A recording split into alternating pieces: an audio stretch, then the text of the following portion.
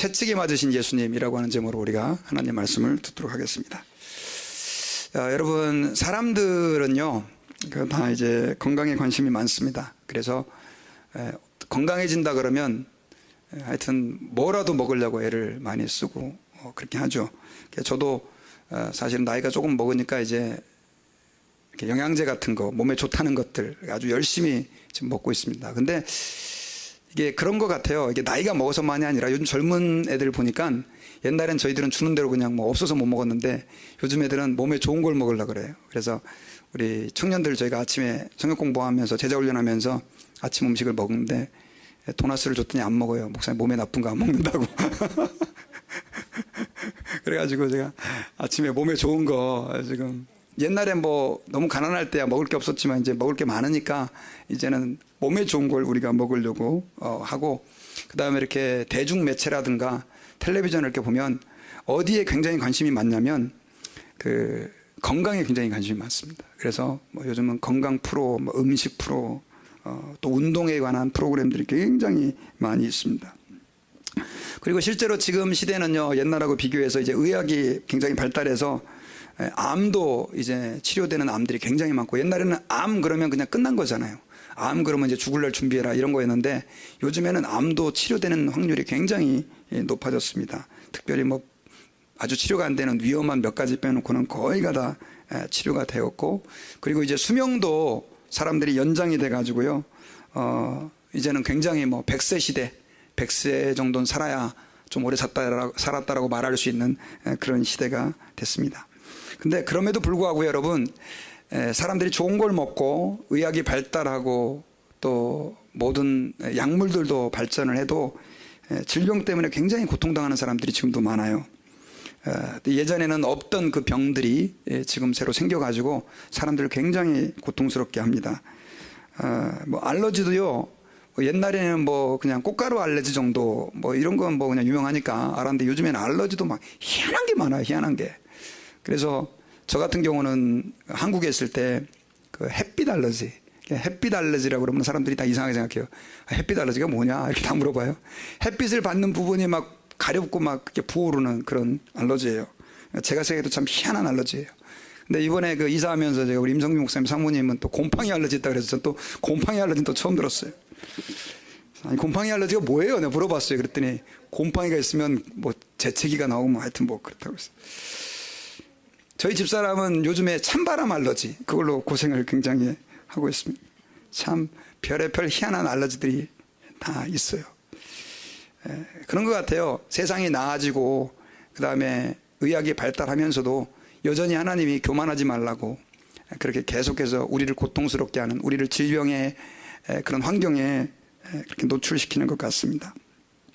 자, 그런데 막상 우리 현실을 보면 그래서 이렇게 오래 살고 우리가 좋은 걸 먹고 있는다 할지라도 질병으로 고통당하는 사람이 굉장히 많죠. 그죠? 굉장히 많이 있는데 성경에 보면 그 질병으로 고통당하는 분들에게 그 복음과 같은 말씀이 많습니다. 그게 바로 뭐냐면 나는 너를 치료해주는 여호와다, 이런 말씀. 하나님은 병자를 고쳐주시는, 병을 고쳐주시는 하나님이시다, 이런 말씀들을 이렇게 들어보면 굉장히 위로가 많이 되죠. 그리고 실제로 여러분 역사를 보면요, 그 많은 사람들이 그 하나님의 질병 치유의 그 역사들을 많이 경험하고 간증한 그런 기록들이 굉장히 많습니다.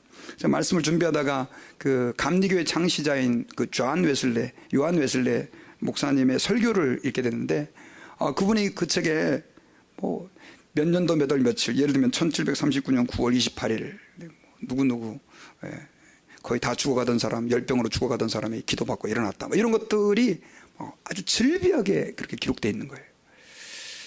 그리고 뭐 1700년대 얘기가 아니라 오늘날도 그렇게 하나님 앞에 기도했을 때 질병의 치유와 또 회복의 능력을 경험하는 사람들이 굉장히 많이 있습니다. 저도 아까 햇빛 알러지 잠깐 얘기를 했지만 사실은 제가 이렇게 간증할 수 있는 게 제가 치료를 받았거든요. 저는 제 생애를 볼 때 별로 아픈 적이 별로 없었습니다. 병원에 입원해 본 적이 딱 하루 있었어요. 하루. 군대 있을 때 식중독으로. 그래서 푹 쓰러져 가지고 그때 말고는 병원에 그냥 뭐 검진이라든가 뭐 치과 한번 몇 번 간 거, 그 말고는 거의 병원을 안 갔어요. 굉장히 은혜죠, 그죠? 예, 굉장히 은혜예요. 근데 제가 그 햇빛 알러지 때문에 너무 고생을 많이 했었거든요. 예, 그 햇빛 알러지가 언제 생겼냐면, 제가 군대에 있을 때, 사실은 저는 그때 직업군인을 하면서 신학교를 다니면서 교회에서 4가지 직분을 맡아서 봉사를 했어요. 그러니까 뭐 거의 실신할 정도로 교회 일을 하고 공부하고, 뭐 매일 새벽 2시까지 공부하고, 아침에 또 출근해서 풀타임으로 일하고, 또 와서 학교 다니고. 하여튼 근데 그러고 있는데 한 1년 그렇게 했더니만요, 갑자기 제가 그 낮에 그 군인들은 이제 점심시간에 족구를 하거든요. 족구를 하고 왔는데 몸이 막 가려운 거예요. 또 뭐가 물었나? 그랬더니 좀 지나니까 나아요. 그리고 왜 그러지? 그러고 이제 지나가는데 그 다음날 또 햇빛을 받았는데, 아마 봄이었던 것 같아요. 이 봄 햇빛이 따갑잖아요. 막 또 몸이 가려우는데 진짜 미칠 것 같이 가려운 거예요. 이거 살을 뜯어내고 싶은 만큼. 그래서 그때부터 시작해서 이제 알러지, 햇빛 알러지라는 게 저한테 생겨가지고 저를 괴롭히기 시작했죠. 그때 한 23살, 24살인 것 같아요. 아주 고생을 좀 많이 했습니다. 그래서 애들 데리고 여름에 수련회 같은 데를 가면요, 저는 애들 데리고 이제 또 야외 활동을 할 때 그냥 이를 악물고 가서 이제 그 햇빛 알러지 때문에, 그 사람들이 햇빛 때문에 내가 가렵다 그러면 이해를 잘 못하는 그런 아주 괴상한 병에 제가 걸렸었습니다. 그리고 이제 나중에는 그 제가 이제 미국에 오게 됐어요. 오게 돼가지고 이제 미국에 오려고 준비를 하는데, 오기 몇 달 전에 한국의 잠실 주경기장에서 그 한국과 또 북한과 뭐 세계를 위해서 기도하는 큰 기도 모임이 있었어요. 근데 그 기도는 12시간을 기도하는 기도 모임이었거든요. 그래서 아침에 하여튼 아침에 일찍 나가가지고 12시간을 그냥 매일 기도를 하는 거였었어요. 그래가지고 이제 저는 또 미국에도 들어와야 되니까 그때 한번, 그리고 제가 평생 12시간씩 기도해 본 적은 없거든요.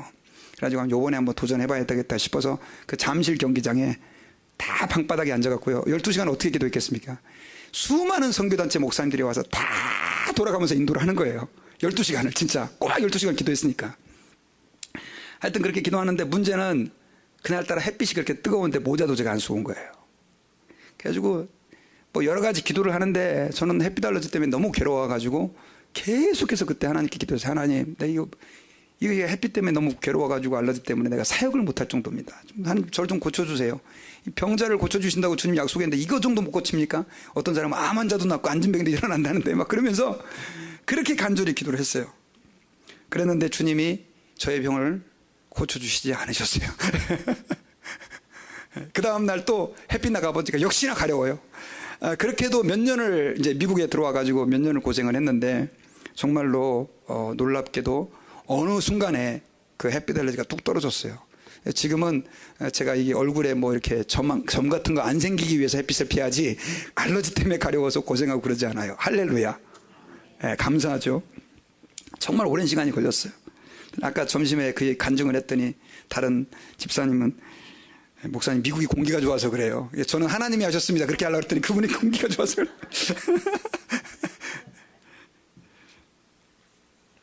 하나님이 하셨습니다. 공기 좋다고요. 미국의 텍사스에 오면 알러지 없던 것도 생긴다고 얘기 들었는데. 네. 자, 그래서 여러분, 하나님은 지금도 역사하시는 하나님이세요.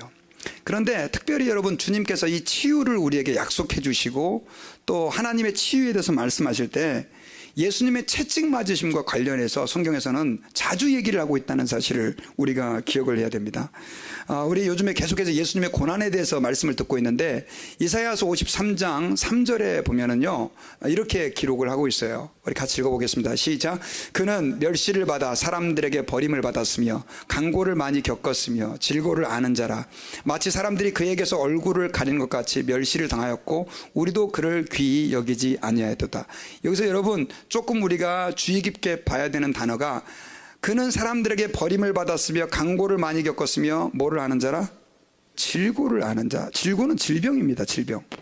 4절에 보면은요, 그는 실로 우리의 뭘 지고? 질고를 지고 우리의 슬픔을 당하였거늘. 자, 그는 우리의 뭘 지고요? 질고를 지고 슬픔을 당하였거늘 이라고 우리에게 말씀을 해주고 있어요. 여기서 질고와 슬픔이라고 하는 단어는 뭘 얘기하는 거냐? 바로 우리의 질병을 얘기하는 거예요.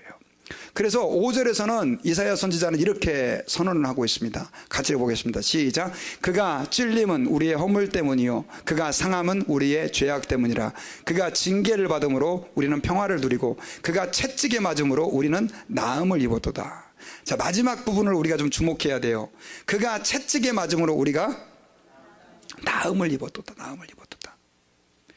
여러분, 우리는 지금 계속해서 예수님의 그 생애를 우리가 말씀을 통해서 듣고 있습니다. 지난주에는 예수님께서 가시관을 쓰셨는데 그 가시는 저주의 상징이라고 그랬습니다. 아담과 하와가 하나님 앞에 범죄하고 나서 그리고 나서 땅도 저주를 같이 받았는데 땅이 저주를 받아서 어떤 나무를 그때부터 생산해내기 시작했냐면 가시와 엉겅퀴를 생산해내게 됐어요. 그 가시는 저주의 쉽게 말하면 대표적인 그 식물이죠. 근데 그 저주의 상징인 가시를 가지고 예수님의 버리다가 쉬운 예수님이 이마가 찔려서 너무 아프셨겠다 이 개념이 아니에요. 그것은 우리가 담당해야 될 저주를 예수님이 어떻게 해요? 뒤집어 쓰신 것이다 라고 하는 사실을 저희가 잊어서는 안 되는 것입니다. 그리고 계속해서 이제 예수님께서는 그렇게 조롱과 희롱을 당하시고 나중에 빌라도에 의해서 십자가 형벌에 넘겨지게 되는데 십자가 형벌에 넘겨지기 전에 예수님은 또 한 번 채찍형을 당하게 됩니다. 사실은 예수님은 그 가시관을 쓰시기 전에도 이미 채찍으로 맞으셨어요. 왜냐하면 빌라도가 예수님을 어떻게든 풀어주려고 이렇게 여러 가지 그 작전과 계획을 많이 세웠는데 이 사람들은 계속해서 예수님을 죽이라고 요구하는 거예요. 그러니까 이 빌라도가 예수님을 채찍질해 가지고 놔주면 사람들이 좀 괜찮아질 줄 알았는데 채찍질을 해준 예수님, 채찍질을 해서 예수님을 세워놔도 보여줘도 그 사람들은 예수님을 십자가에 죽이라고 그랬죠.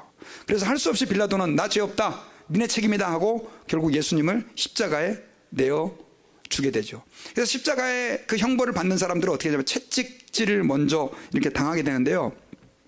여러분, 그 성경에서 나오는 그 채찍질은 단순히 우리가 생각하는 채찍질이 아니에요. 제가 몇 번 언급은 살짝 했지만 성경에서 나오는 채찍은 굉장히 무시무시하게 생겼습니다.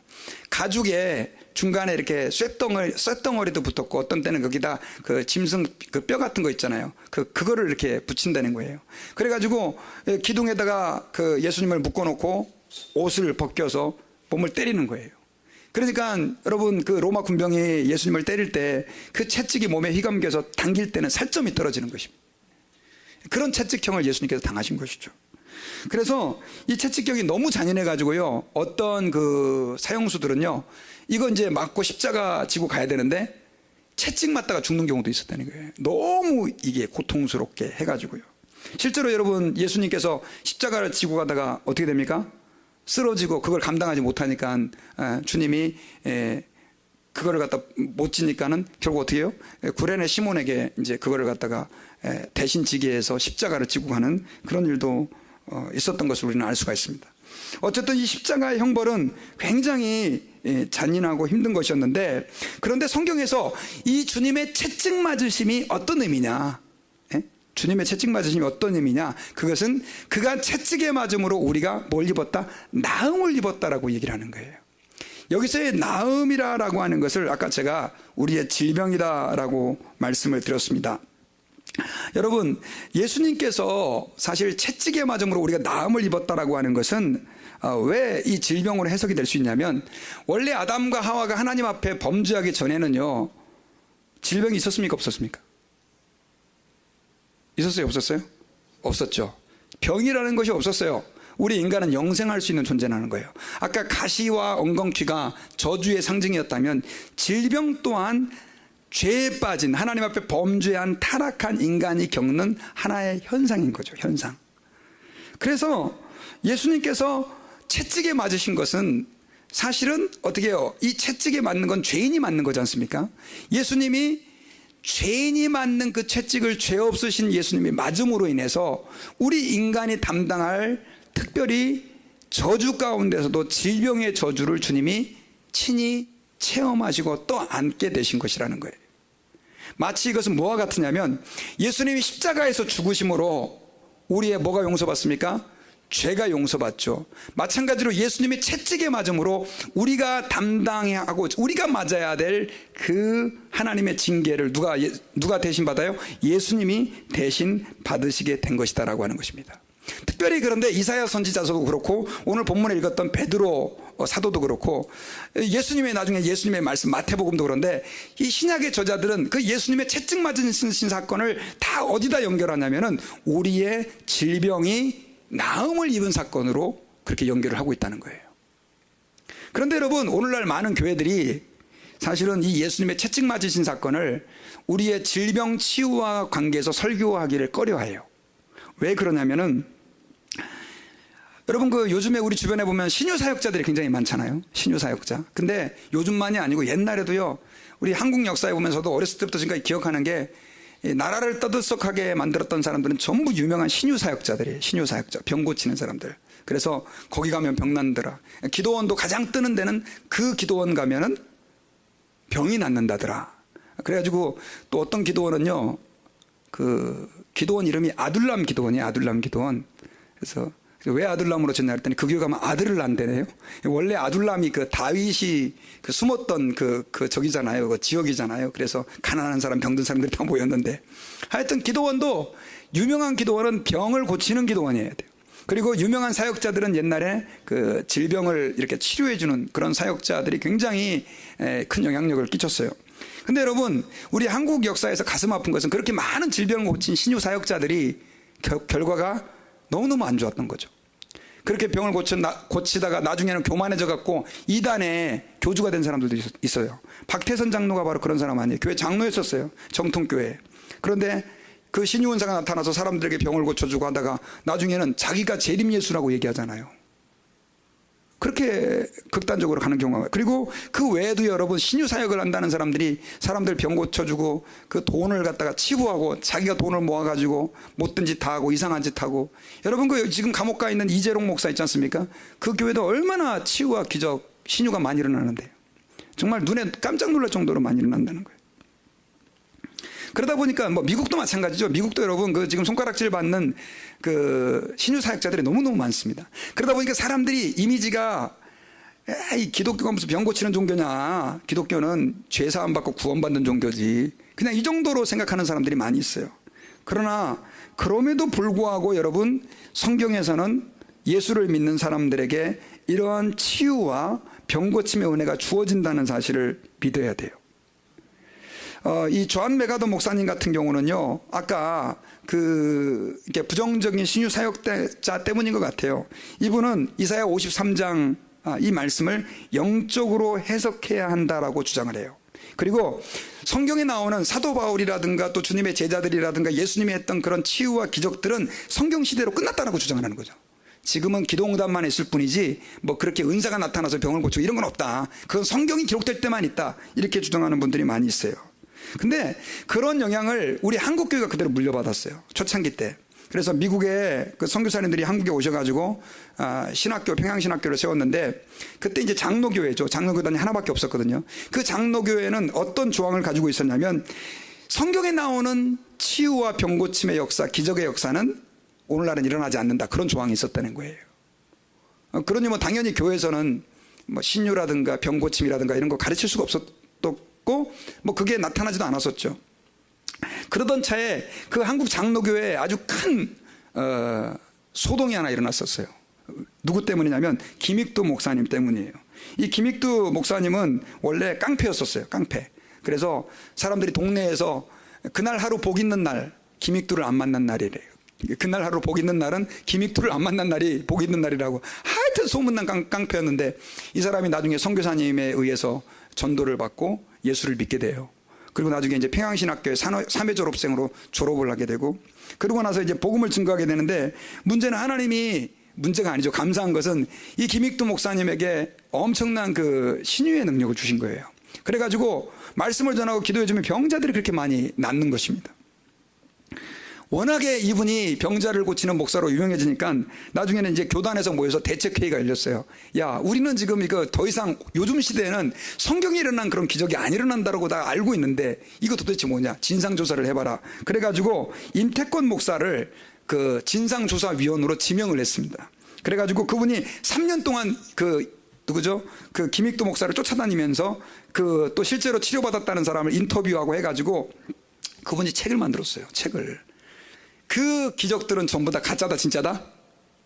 진짜다. 그래서 이 책이 바로 그 책이에요. 여기 그림에 나오는 책이. 그래가지고 여기 있는 사람들이 다 치유받은 사람들이에요. 하여튼 그래서 이게 이정명증이라는 책이 제가 저희 집에도 있거든요. 그래서 사진도 다 찍혀 있고요. 그렇게 해가지고 책이 상당히 두꺼워요.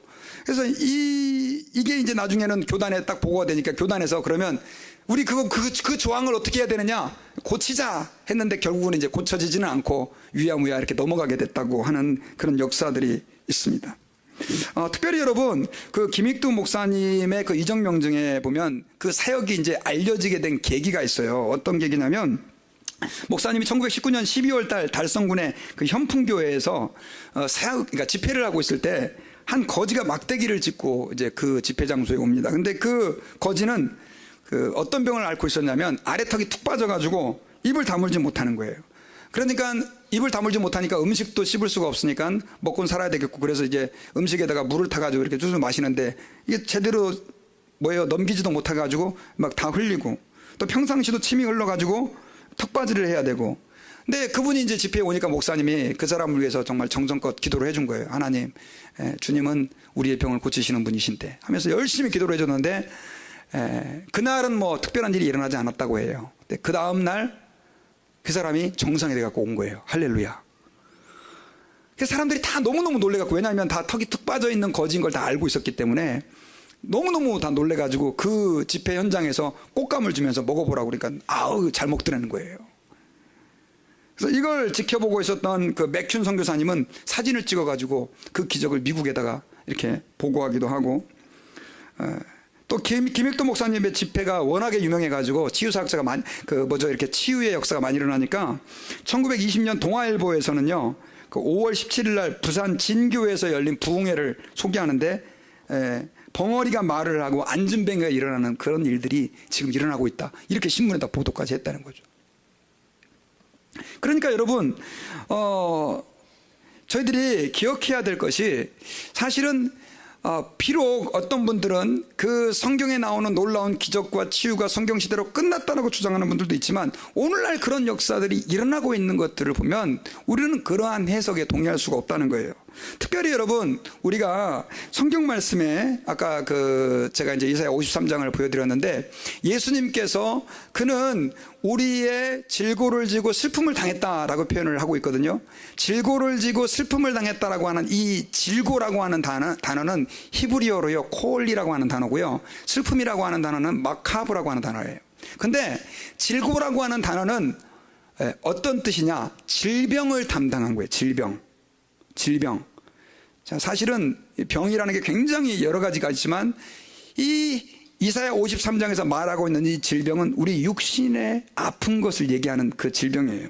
실제로 여러분 성경에 보면은 신명기 7장 15절, 열왕기상 17장, 열왕기야 1장, 역대하 16장 이런 그 구절에 지금 이 질고라고 하는 단어가 쓰였는데, 이것은 전부 다 뭘 얘기하는 거냐, 육신의 질병을 얘기하는 케이스라는 것이죠. 그리고 슬픔도 그냥 슬픔이 아니라 육신이 아픈 걸 얘기하는 거예요. 육신이 아픈 것.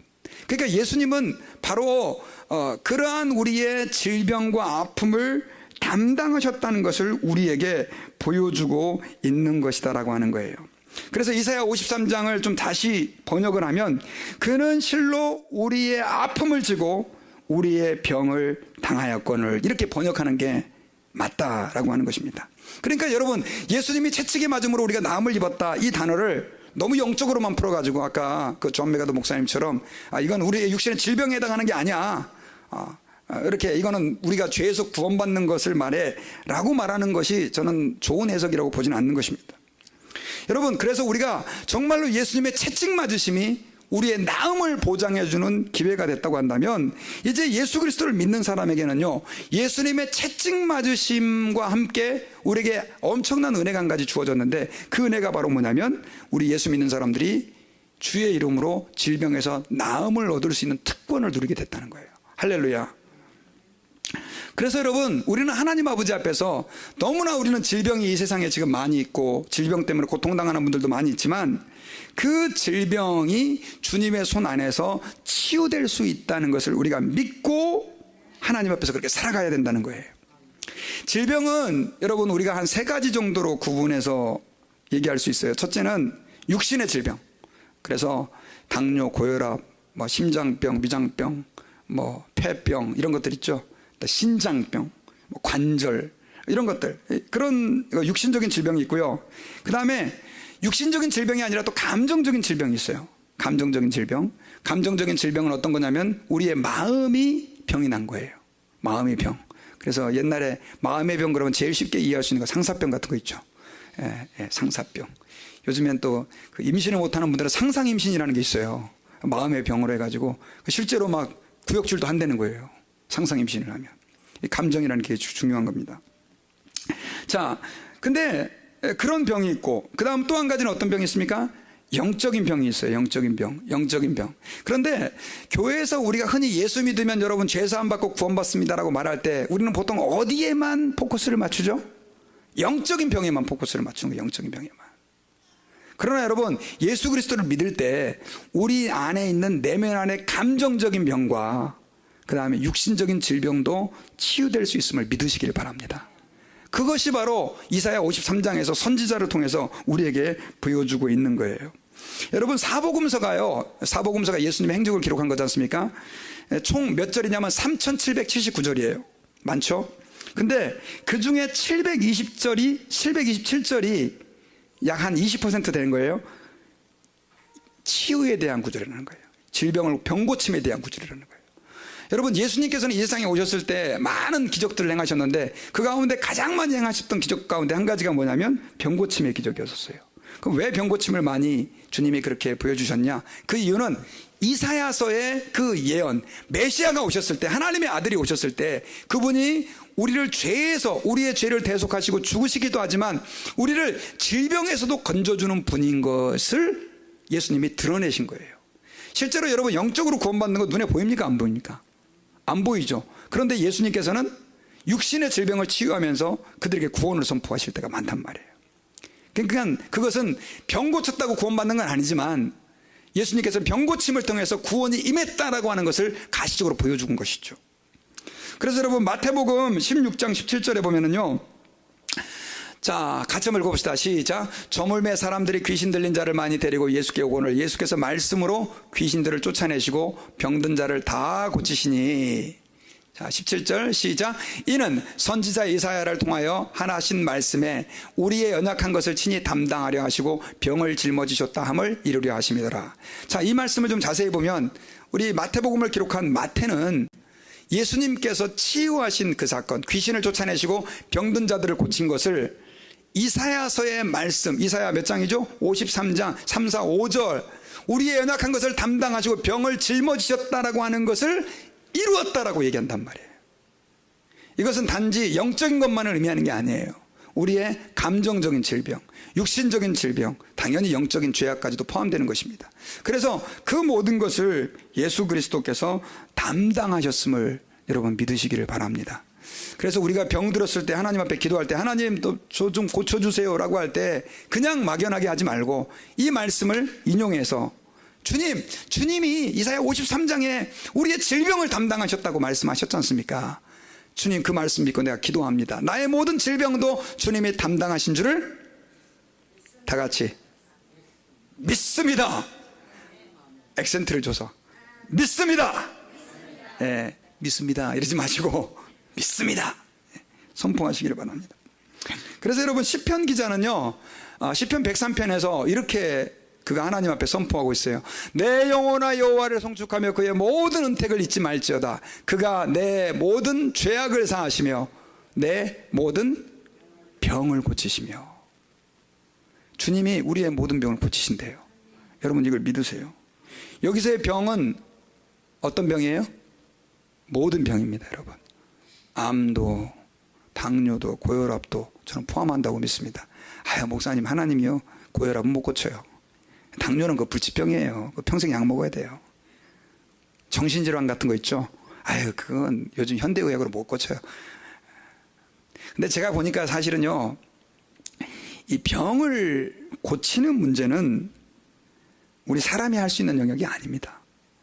의사들이 치료를 한다 할지지만 궁극적으로 의사들은 째가지고 꼬매놓고 부러진 거 자리 맞춰주고 그 정도만 하는 거지, 그 사람들이 병을 고치는 게 아니에요. 궁극적으로 병을 고쳐주는 건 누구예요? 하나님이세요.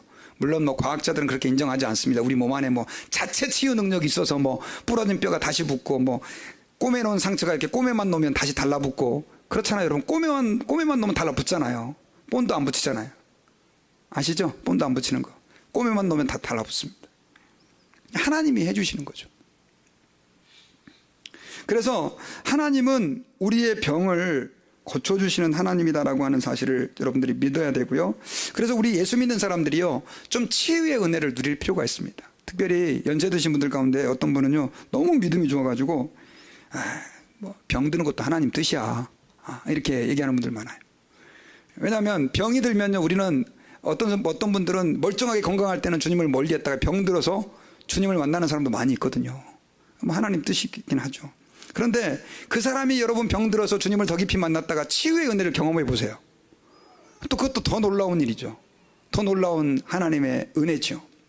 그래서 저희들은 하나님 아버지 앞에서요, 우리 예수 믿는 사람에게 이 병을 고침받을 수 있는 특권이 예수 그리스도의 채찍에 맞음으로 주어졌다는 사실을 절대 잊어버리면 안 될 줄 믿습니다. 그리고 우리가 병이 들었을 때 하나님 앞에서 그 병을 고쳐주시는 하나님 앞에 우리는 기도함으로 나아가야 될 줄 믿습니다. 그런데 몇 가지 좀 주의할 점이 있어요. 우리가 이 말씀의 그 내용을 쭉 살펴보다 보면 모든 병을 주님은 다 고치실 수 있으시죠. 그러면 주님은 우리의 모든 병을 다 낫게 해주십니까? 네. 이게 이제 딜레마인 거죠. 주님이 우리의 모든 병을 다 고쳐주신다 그래서 우리가 기도하는 대로 모든 병이 다 낫는 건 아니에요. 안 낫는 병도 있어요. 이걸 이해해야 돼요. 그렇다고 해서 주님이 병을 못 고치는 건 아니에요. 주님이 하나님의 뜻과 계획에 의해서 내가 원하는 때에 당장 병을 안 고쳐주는 경우도 있어요. 그럼에도 불구하고 우리는 어떻게 되느냐, 하나님 아버지 앞에서 기도해야 돼요. 말씀의 약속을 믿고 치유의 그 은혜를 기도해야 된다는 거예요. 예를 들면 바울 같은 경우는요, 그 몸에 가시가 있었다 그랬댔죠. 그 가시에 대해서 어떤 분은 안질이었다, 어떤 분은 간질이었다. 간질 아시죠? 갑자기 거품 물고 쓰러지는 거. 뭐 여러 가지로 해석하는 사람들도 많이 있어요. 근데 분명한 것은 바울이 병은 있었던 것 같아요. 근데 그가 하나님 아버지 앞에서 그 가시를 없애달라고 기도를 했어요. 3번 기도했다고 돼 있죠. 3번 기도했는 게 여러분들은 하나님 병 고쳐주세요, 병 고쳐주세요, 병 고쳐주세요, 그렇게 한 것 같습니까? 제가 볼 때 생명을 거는 기도를 한 거예요. 왜냐하면 사역할 때 너무 힘드니까. 만약에 한번 생각해보세요. 간질이었다고 생각해보세요. 설교하다가 거품 물고 쓰러져요. 그러면서 예수를 전한다고 그러고 병 고쳐준다고 그러는데 사람들이 네 병이나 좀 고쳐라 그러지 않겠어요? 얼마나 힘들겠어요. 그러니까 여러분, 이 바울은 정말 그 가시가 자기를 너무 괴롭혀서 하나님께 치유의 은혜를 구했는데 주님이 응답을 하시기를 뭐라고 그랬습니까? 네 은혜가 내게 족하도다. 그리고 약한 데서 강해진다고 주님이 그러셨잖아요. 여러분, 이건 뭘 얘기하냐면 결국 바울이 교만해지지 말라고 하나님이 그의 병을 고쳐주지 않는 거예요. 근데 이거는 특별한 케이스예요. 특별한 케이스. 실제로 바울은 많은 사람들에게 복음을 증거할 때 안전병이를 일으키기도 하고요. 그 다음에 귀신도 쫓아내기도 하고 하나님의 놀라운 역사의 도구로 쓰임을 받은 것을 우리는 성경을 통해서 알 수가 있어요. 그래서 몇몇 응답이 안 되는 케이스를 가지고 아유, 내 기도, 내가 아픈 것도 하나님의 뜻이야 이렇게 생각하면 안 돼요. 우리는 하나님 아버지 앞에서 주님의 약속을 믿고 어떻게 해야 됩니까? 간절한 마음으로 기도를 해야 된다라고 하는 거예요. 근데 또 어떤 분들은 이런 분들이 계세요. 하나님이 고쳐주니까 또한 극단은 뭐냐면 그러면 의사를 찾아가고 약을 먹는 거는 이거 안 된다 이렇게 주장하는 분들이 계세요. 특히 이단교회 가면 꼭 그런 사람들 있잖아요. 그렇죠? 그래서 아예 병원을 안 가요. 애가 아픈데. 그래서 나 죽게 되는 경우도 생기고. 이건 뭐가 문제냐? 여러분, 이거 믿으셔야 돼요. 하나님은 우리를 고쳐주시지만 여러 가지 방법으로 고치신다는 것을 기억해야 돼요. 음식으로도 우리 병을 고쳐주시고요. 자, 예를 들면은 너무너무 내가 위장병으로 고통하고 있었는데 그 우연히 밥 먹다가 너무 속이 쓰렸는데 그날 우리 교회 타주에서 어떤 사람이 처음으로 잠깐 왔는데 내가 속쓰린 걸 보고 아유 시금치 좀 많이 드셔보세요 그랬단 말이에요. 예를 들면 시금치 좀 많이 드셔보세요. 그래서 시금치? 그래가지고 시금치를 먹었는데 위장병이 싹 나왔어요. 자, 병을 누가 고쳐주신 거예요? 그 사람이 고쳐준 게 아니고요. 하나님은 그 사람을 보내주셔서 음식으로 내 병을 고쳐주신 거예요. 자, 마찬가지로 하나님은 우리 몸에 좋은 약을 통해서도 고칠 수 있고요. 의사를 통해서도 고칠 수 있는 거예요. 그리고 여러분 약이라든가 병원은 사실 문제가 많은 게요. 그거 아시죠 여러분? 그 약들은 후유증이 없는 약이 없어요. 누가 그러더라고요. 후유증이 없는 약은 효과가 없대요. 그러니까 약으로 병을 고칠 수도 있지만 항상 약이라고 하는 것은 완전한 치유가 안 된다는 것을 기억을 하시고, 의사도 마찬가지입니다 여러분. 의사들이 이 의료 실수를 굉장히 많이 해요. 병원에서 잘못 오진한 그런 케이스들도 많고. 그래서 저희들은 이걸 믿어야 돼요. 의사들이 내 병을 고치는 게 아니라, 이 약사들이 주는 약이 내 병을 고치는 게 아니라, 누가 내 병을 고친다? 하나님이.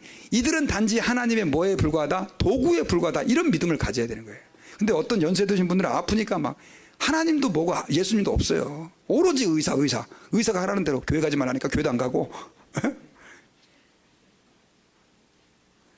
노래 크게 부르면 당신 큰일 납니다. 그러니까 하나님 찬송 시간에도 가만히 들어. 여러분, 주님 앞에서요. 그래서 저희들은 하나님의 의사의 손길을 통해서도, 약사의 손길을 통해서도 우리에게 일하실 수 있는 분임을 인정해야 돼요. 그러나 그분들이 우리의 치료자는 아니에요. 주님이 그분들을 통해서 일하시는 분이다라고 하는 사실을 기억해야 됩니다. 그리고 더 큰 문제는 뭐냐면, 우리가 하나님 앞에서 기도해서 병 낫는다라고 하는 것을 뭐 미신이느니, 그것은 갖다가 잘못된 광신적인 것이니 그렇게 얘기하면 안 돼요. 비록 여러분 신유 사역자들이 우리 주변에서 병 고친다는 사람들이 너무 못된 짓 많이 하고 잘못된 짓 많이 해도, 우리가 기도했을 때 하나님이 또 사람을 통해서 우리에게 역사하셔서 병을 치료하시는 것은 성경적인 것이다라고 하는 것을 저희들이 기억해야 돼요. 마태복음 7장에 보면 여러분, 어떤 사람이 예수님에게 와가지고, 예수님, 저는 예수님의 이름으로 병도 고치고 귀신도 쫓아냈습니다. 그랬을 때 예수님 뭐라고 그랬습니까? 불법을 행하는 자들아 내게서 떠나가라. 난 너 모른다. 이러잖아요. 그 사람들은 병도 고치고 귀신도 쫓아냈어요. 그러니까 그것 자체가 하나님이 함께하는 증거만은 아니에요.